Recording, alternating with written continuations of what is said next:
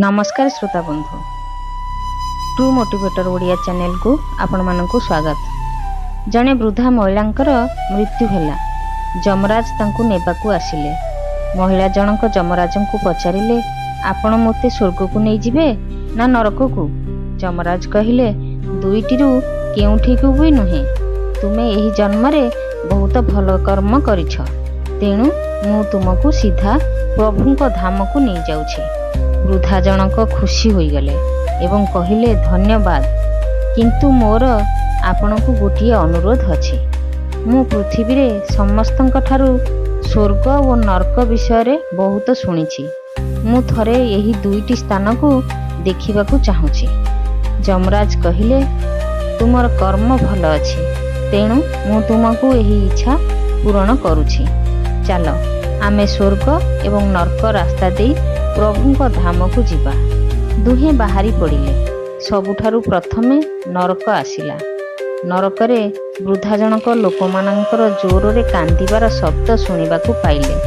सेठारे नरकरे समस्त लोक दुर्बल एवं रोगिणा देखा जाउथिले। महिला जनक जणे व्यक्ति को पचारिले, एठारे आपण समस्तंकर एपरी अवस्था काहेकि?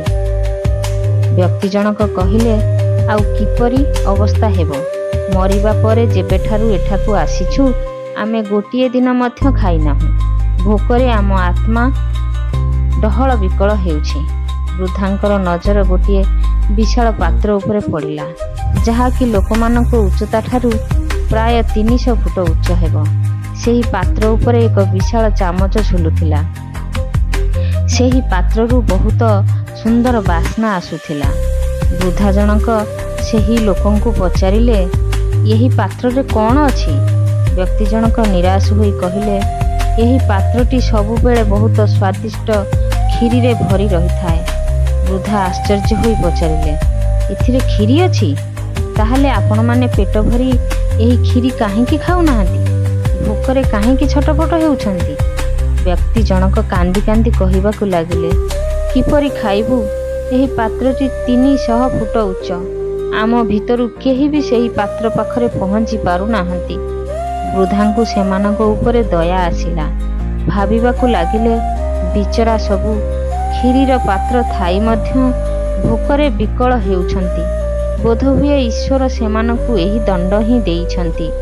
जमराज वृद्धांकु कहिले, चालो आमर डेरी हेउछि। दुहे बाहरी पड़िले।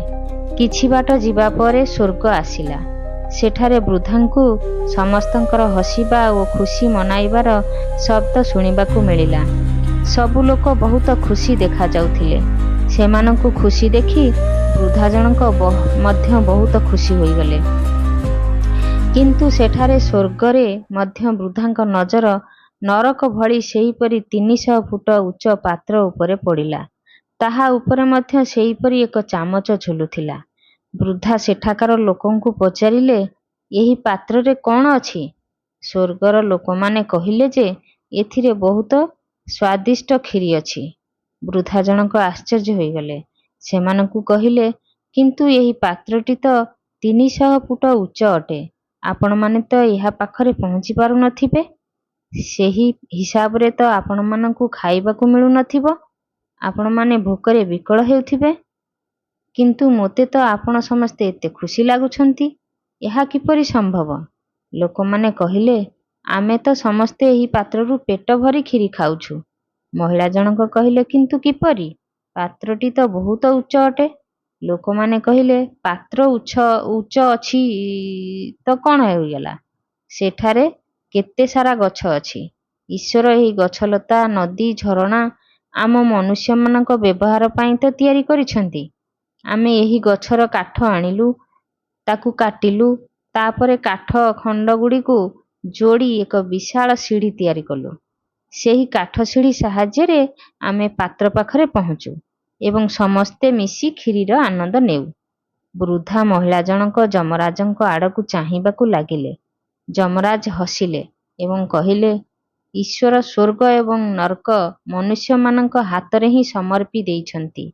चाहिले निज पाई नरक तैयारी करंतु, चाहिले निज पाई स्वर्ग। ईश्वर समस्तंकु समान परिस्थिति रे रखिछंती। ତାଙ୍କ ପାଇଁ ତାଙ୍କର ସମସ୍ତ ସନ୍ତାନ ସମାନ ଅଟନ୍ତି। ସେ କାହା ସହିତ ଭେଦଭାବ କରନ୍ତି ନାହିଁ। ସେଠାରେ ନରକରେ ମଧ୍ୟ ଗଛଲତା ସବୁ ଥିଲା, କିନ୍ତୁ ସେହି ଲୋକମାନେ ନିଜେ ହିଁ ଅଳସୁଆ ଅଟନ୍ତି। ସେମାନଙ୍କୁ ହାତରେ ଖିରି ଦରକାର। ସେମାନେ କୌଣସି କର୍ମ କରିବାକୁ ଚାହାନ୍ତି ନାହିଁ, କୌଣସି ପରିଶ୍ରମ କରିବାକୁ ଚାହାନ୍ତି ନାହିଁ। ସେଥିପାଇଁ ଭୋକରେ ବିକଳ ହେଉଛନ୍ତି। କାରଣ ଏହା ହିଁ ତ ଈଶ୍ୱରଙ୍କ ଦ୍ୱାରା ନିର୍ମିତ ଏହି ଦୁନିଆର ନିୟମ। ଯିଏ କର୍ମ କରିବ, ପରିଶ୍ରମ କରିବ, ତାକୁ ହିଁ ମିଠା ଫଳ ଖାଇବାକୁ ମିଳିବ। ସାଙ୍ଗମାନେ, ସ୍ୱର୍ଗ ବା ନର୍କ କୌଣସି ଅଲଗା ସ୍ଥାନ ନୁହେଁ। ଆମର କର୍ମ ହିଁ ଏହି ପୃଥିବୀକୁ ଆମ ପାଇଁ ସ୍ୱର୍ଗ ବା ନର୍କରେ ପରିଣତ କରେ। ମନେ ରଖନ୍ତୁ, ଯିଏ କର୍ମ ଓ ପରିଶ୍ରମ କରିବ, ତାକୁ ହିଁ ଜୀବନର ମିଠା ଫଳ ମିଳିବ। କାହାଣୀଟି କିପରି ଲାଗିଲା ଆପଣଙ୍କ ମତାମତ ଜଣାଇବେ। କାହାଣୀଟି ଭଲ ଲାଗିଲେ ଲାଇକ୍, ସେୟାର ଏବଂ ସବସ୍କ୍ରାଇବ୍